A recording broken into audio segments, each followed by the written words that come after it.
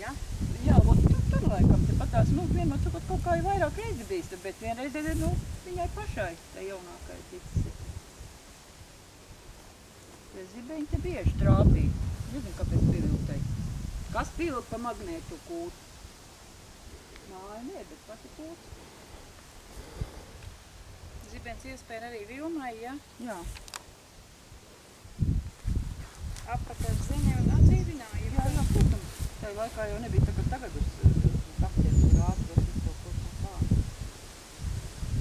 Un mājas aizgāja vienkārši nebūtībā.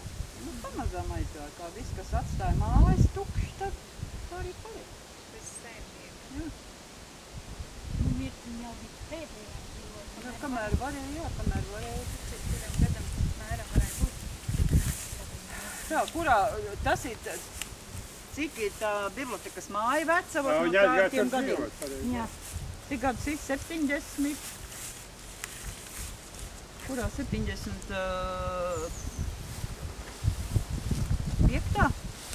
6. gadā, kad tā Lamiņa mājus uzbūvēt, tad viņa pārcēlās turien.